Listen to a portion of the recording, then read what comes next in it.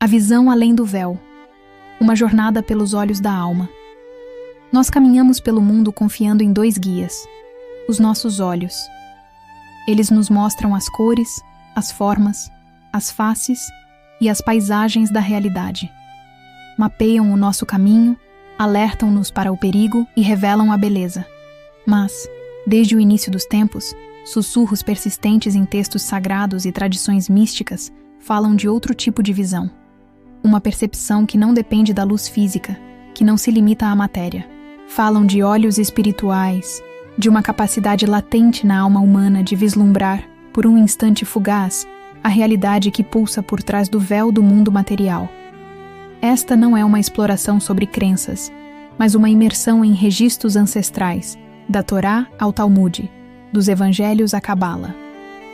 É uma investigação sobre os momentos em que o véu da realidade se rasgou para profetas patriarcas e pessoas comuns, permitindo-lhes ver o que não era para ser visto.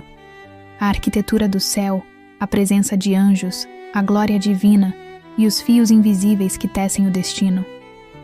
Convidamo-lo a suspender a sua percepção comum e a viajar conosco, pois iremos desvendar como estes homens e mulheres tiveram os seus olhos abertos e o que eles viram do outro lado. E ao final desta jornada, um segredo sobre a natureza desta visão e sobre nós mesmos será revelado. E se você está gostando desse conteúdo, dê o seu like e se inscreva no canal e compartilhe para continuar recebendo conteúdos como esse. A fresta no real. Visões nos textos fundamentais. A Bíblia hebraica, a Torá e os livros dos profetas estão repletos de momentos em que a percepção humana é dramaticamente expandida.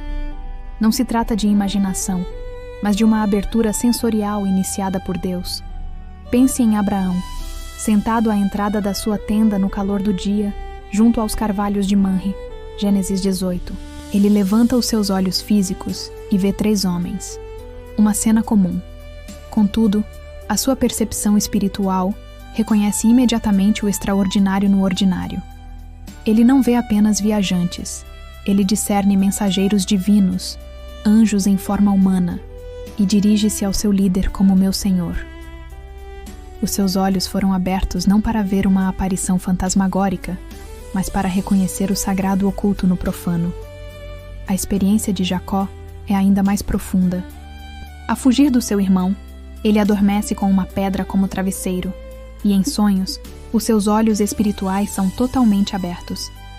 Ele vê uma escada, Sulam Yaakov, que liga a terra ao céu, e os anjos de Deus a subir e a descer por ela. Gênesis 28. Jacó não está a ter um mero sonho simbólico. Ele está a ter uma visão da própria mecânica do cosmos, da comunicação incessante entre o domínio celestial e o terrestre. Ao acordar, ele exclama aterrorizado e maravilhado: "Na verdade, o Senhor está neste lugar, e eu não o sabia. Isto não é outra coisa senão a casa de Deus, e esta é a porta dos céus." Talvez o exemplo mais explícito de uma abertura de olhos seja o do profeta Eliseu e o seu servo, 2 Reis 6. O exército sírio cercara a cidade onde eles estavam, e o servo estava apavorado. Ele só via com os seus olhos físicos, um inimigo vasto e a morte certa. Mas Eliseu via com outros olhos. Ele orou uma das preces mais curtas e poderosas de toda a Bíblia: "Senhor, peço-te que lhe abras os olhos para que veja." A Escritura relata então: "E o Senhor abriu os olhos do moço, e ele viu. E eis que o monte estava cheio de cavalos e carros de fogo, em redor de Eliseu." A realidade não mudou. A capacidade de a perceber é que mudou. O exército celestial sempre esteve lá, mas era invisível aos olhos carnais. A arquitetura do invisível, a visão na tradição mística judaica. Enquanto a Bíblia narra as experiências, o Talmud, a Mishnah e especialmente a Cabala tentam compreender o mecanismo por trás delas. Os rabinos do Talmud falam com grande reverência sobre os perigos e a santidade de tal visão.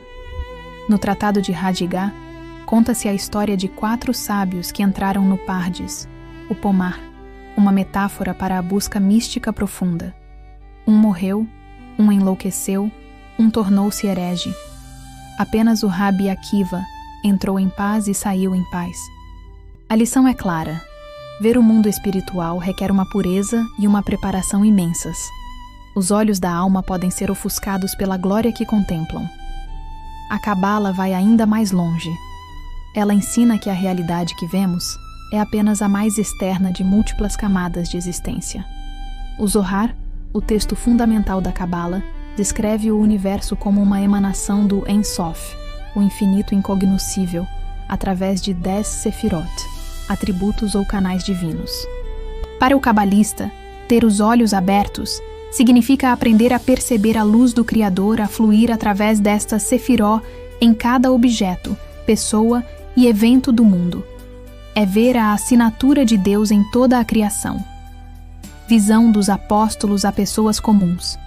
Esta tradição de visão espiritual continua no Novo Testamento e ecoa em relatos ao longo da história. O apóstolo Paulo, a caminho de Damasco, é derrubado por uma luz do céu tão intensa que o cega fisicamente por 3 dias, mas que abre os seus olhos espirituais para sempre. O apóstolo João, exilado na ilha de Patmos, declara: "Fui arrebatado em espírito", e procede a descrever uma visão panorâmica da sala do trono celestial, de guerras cósmicas e do destino final da humanidade. Mas e as pessoas comuns? A história está repleta de relatos, passados de geração em geração, que espelham estas narrativas antigas. Um exemplo comovente, que ecoa a história de Eliseu, pode ser encontrado em diários de soldados da Primeira Guerra Mundial. Em domínio público, encontram-se vários relatos, como o do Anjo de Mons, onde soldados britânicos, em retirada e em desespero, afirmaram ter visto figuras angélicas a protegê-los das forças alemãs.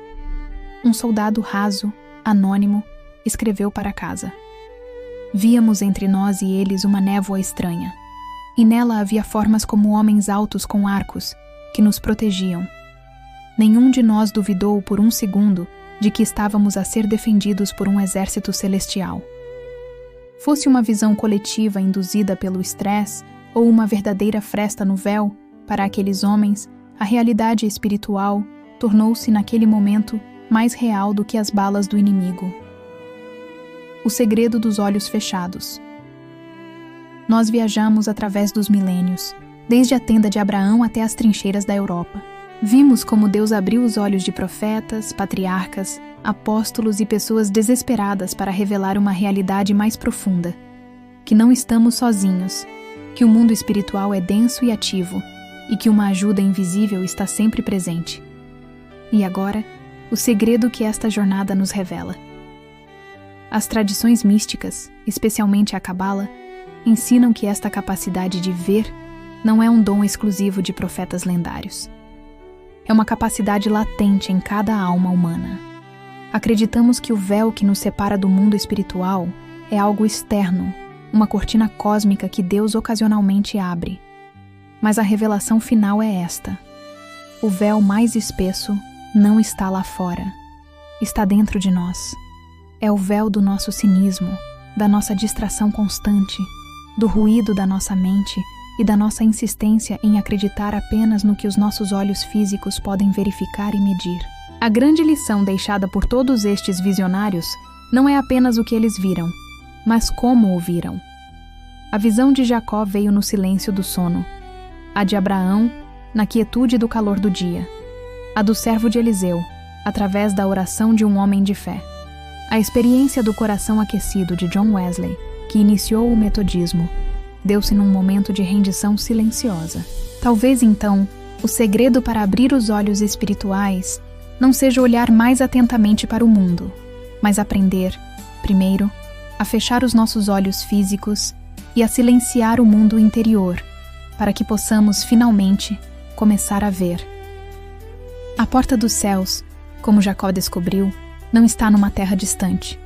Está exatamente onde estamos, se apenas tivermos olhos para ver.